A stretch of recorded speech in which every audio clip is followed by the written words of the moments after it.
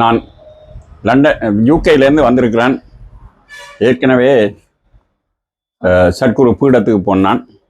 இது சத்குரு பிறந்த இடம்.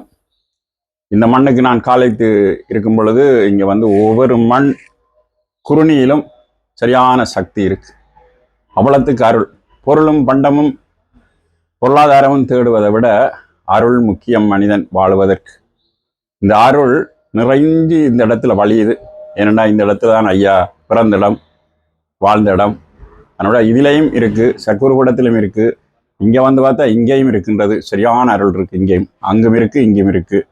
மக்கள் நிம்மதிக்காக இங்கேயும் வந்து கும்பிட்டால் நல்ல பலன் அடையக்கூடிய தன்மை இருக்குது. ஏனென்னா நான் இன்றைக்கு அதை அனுபவித்தேன்.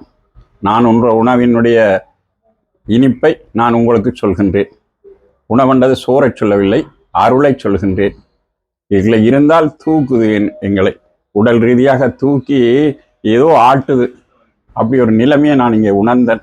இதை நான் மக்களுக்கு சொல்ல வேண்டும் என்பதற்காக இதை சொல்லிக் கொள்கின்றேன். அதை விட இதை சுற்றி பார்த்தால் இங்கே வந்து மாரியம்மா, காளி எல்லாமே இங்கே இருக்குது. கிருஷ்ணன் கூட இருக்கிறார், யாருக்கும் தெரியவில்லை. இந்த மரங்களில் பகவான் கிருஷ்ணன் கூட இங்கே உலாவுறார். அப்படிப்பட்ட சக்தி இருக்கின்றது. ஐயா இருந்த கட்டில் தொட்டாலே வைப்ரேஷன். பாவிச்ச தடி கிட்ட போனாலே ஆட்டுது. அவ்வளத்துக்கு கட்டிலில் பவர் இருக்குது, தடியில் பவர் இருக்குது.